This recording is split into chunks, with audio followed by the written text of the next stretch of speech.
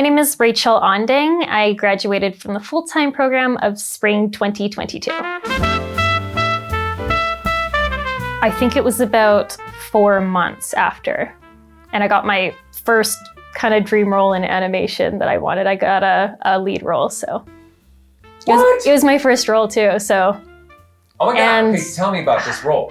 What can you talk about the role? Not quite yet. I can speak about some stuff, but not everything. But so I'm in a children's animation, and I'm a teacher, so it's really cute. I was just honestly bawling because I was like, I didn't think I could ever book anything like that, like ever. Like I actually, like one of our things was we had to kind of make like a 5-year plan, a 10-year plan kind of thing. And that was actually like in my 7-year plan, and it was the first thing I did, so. On my way there, I was extremely nervous. I was just like, oh my gosh, what if I can't do this? What if, I get recasted or something like that? But as soon as I went into the booth, it just felt like I was in the normal studio time. And I was just having fun, doing my thing, and they expected me to be in there a lot longer than I would have been. And they're like, there's no way that this is like your first role because like your mic technique was pretty good. Like we didn't have to do like many retakes. And when we had to do like a retake, it was like, here's the new direction, done. Before going into the program, when I took like foundations, I had just so much trouble speaking just in general to like anyone, anybody. And like, here I am doing interviews, booking roles that tons of people might hear or grow up with if it's like the preschool animation, like my mind just kind of blown. I honestly didn't think I'd get as far as I did just because like I knew I was kind of holding myself back, but without the program, I would have never gotten this far, 100%. Definitely being in the studio, like actually working on the mic, working with the sound engineer and the getting like the direction and the feedback and being able to take that home, practice with it, learn from it. That was so valuable. And I keep hearing that from like casting and other directors, like having that experience being in studio already puts you so high above a lot of newcomers into the industry. Second of all, I think would be the teachers themselves. So many things resonated with me, and I'm still doing like the spreadsheets, or someone had mentioned, again, like the 5-year plan and things that you want but you don't think you can. Write it down anyway, put it under your mattress, and like those things you're gonna get because you're gonna be thinking about those every time. And I'm still using techniques from so many of the teachers, like how to do like young boy voices, or like how to do like death screams for video games, that sort of thing, and still practicing with it today. Kind of, yeah. Like, I think when I first did foundations, because there was quite a bit of time between me doing foundations and me going to the full-time course.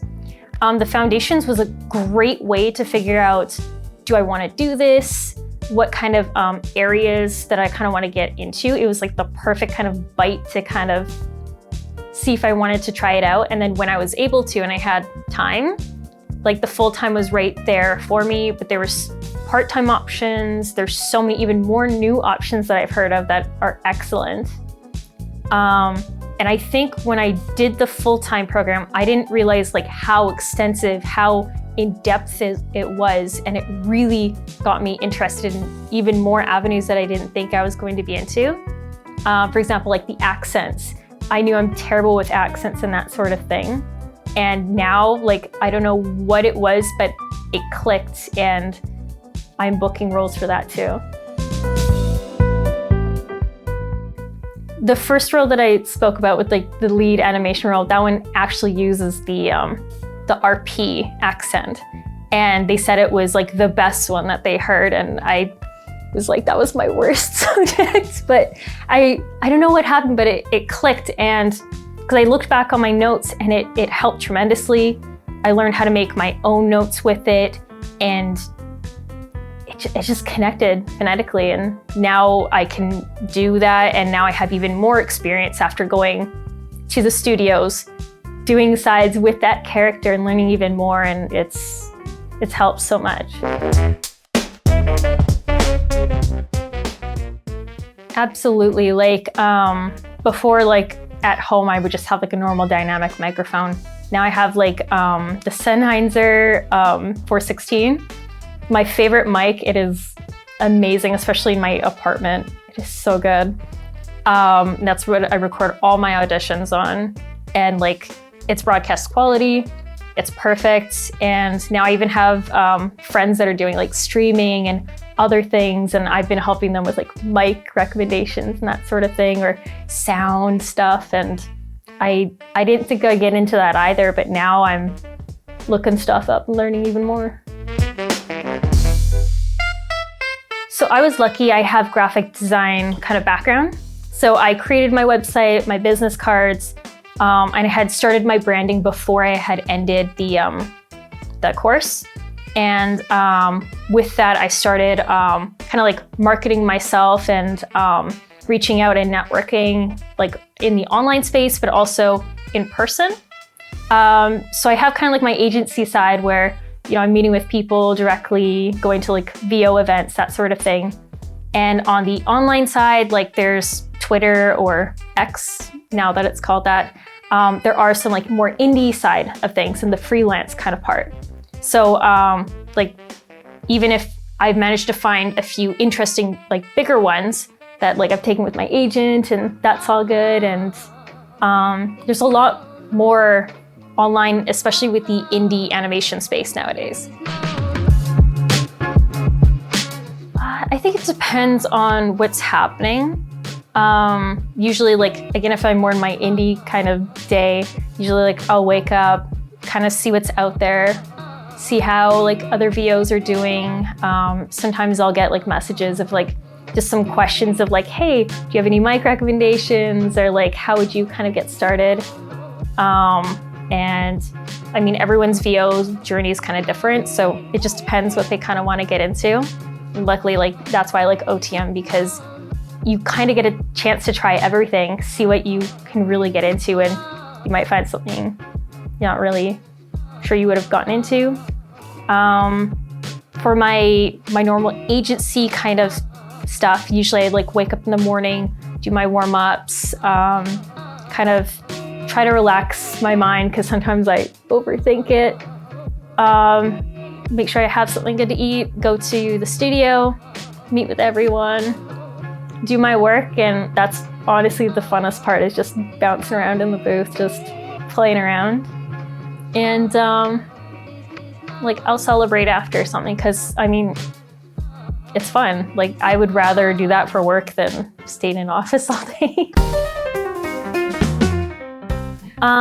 Usually like auditions, I really like to kind of practice with the sides. Like even when the audition's long over, I'll kind of like look back or try something completely different from it and just see and kind of test my toolkit in a way, just to kind of see what I can do with it, because I mean, it really helps my skills, but also like I'll also pretend it's kind of like the agency showcase where like I'll create a character and make like a commercial and try to practice like my authoritative voice and that sort of thing. My first fear was that my agent was going to drop me because I'm not booking anything, but luckily I was kind of reassured that like the first 3 years are just being known that like, hi, I'm here. I'm not just randomly doing this. Like I want to be here. Here's where I'm starting. Watch me get better. And then people kind of remember you. And it just, again, was kind of a miracle that when I got agents asking for me right away, I got bookings right away. And I just recently booked a new one that was also another dream one in video games.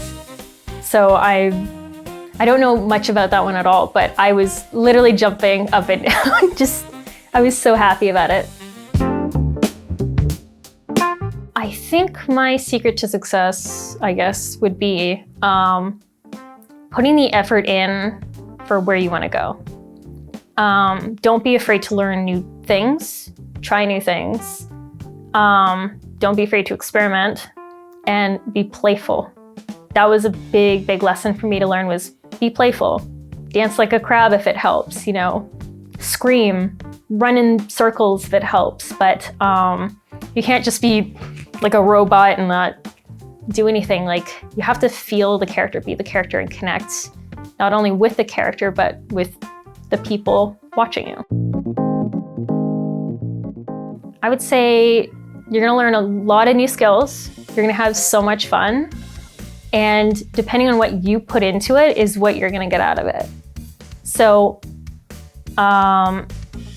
if you really, really wanna, you know, get into like anime or like video games or even like big commercials, that sort of thing, here is a great place to learn that skill set. Get the like the tools you need, get the help you need. You have professors that are willing to stick around with you after class and like help you, and you can reach out to them. There's even like master classes even after you graduate, which seems so cool. I really want to do more of those. But yeah, like it's so invaluable, the skills that I've learned here, and I would not have gone as far as I did without it. Like, even just the connections, the mic technique alone, I had no idea about coming back into this, and now I can take my audition files and even do like light sound editing with it. It's crazy what I've learned. Kind of long story, I'll try to shorten it, but I have always wanted to be in kind of like the animation kind of industry, the video game kind of industry, but I didn't know how, in like what way I wanted to be. Like, I knew I couldn't be an animator because I'm not very good at drawing, but voicing kind of was also an avenue that I was considering. And I love like Japanese anime, so I went to conventions.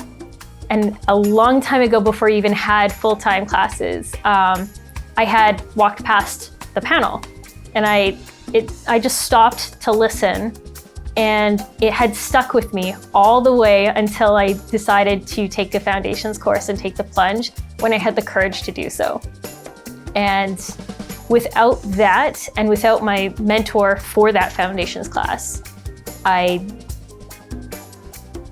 don't know, like, I still remember stopping just to kind of hear this panel that O-Team was at, that was just kind of like in the open air. I wasn't planning on going to it, but it was kind of like, that's what I want to do. There are tons of opportunities. And like I said before, like, everyone's VO journey is different. And you actually never know kind of which direction it's going, but they're always looking for new people, new voices. And even now, like, I'll hear people, I'm like, you could be a voice actor. And like, I'm not sure why people aren't more interested in it, because I know so many people that want to, but they don't take that next step to kind of pursue it, when I know, like, you should do this because you're gonna be so good if you do. For me, it definitely was. I put a lot of effort into it. I put more effort to my equipment as well. Like, I invested in a really good microphone right off the bat, so then it would last me for a while, and it has served me well. The connections that I've made, the friends that I made in the cohort, I'm still chatting with them. Like, we're still good friends. I still meet other ones in like the VO events. We get to like catch up, see how they're doing. Just, again, the skills in the studio, like, I'm actively using it during studio time, or like the amount of agents that actually requested to see if I would join them. I got 3 people that asked me, and I had to pick, and I went into it thinking I was not going to get an agent and I was going to have to freelance, which is why I started my website and everything ahead of time. So again, all these things I never thought were possible are completely possible, and it's viable. And I'm, again, with my 10-year plan, I'm way ahead of schedule.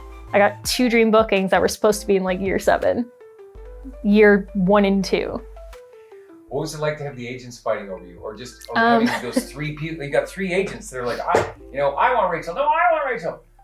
Like. Oh my gosh, it was a feeling. Because again, I didn't think anyone was going to want me or my voice or anything, especially with how timid and kind of meek I was. And I was lucky because I had the teachers here that I could ask, like, who would you recommend for what I want to go into? And even all the agents themselves were like, here's what we can offer you. Like, this agency is also great if you want to go with them. This is like they were actively friendly with each other as well, like recommended each other, and like there was no hard feelings with anything. And I was lucky because I got into a tier 1 agency with LLA Talent, and they've been absolutely outstanding. And they've also helped me with questions that I've had and things like that. And yeah.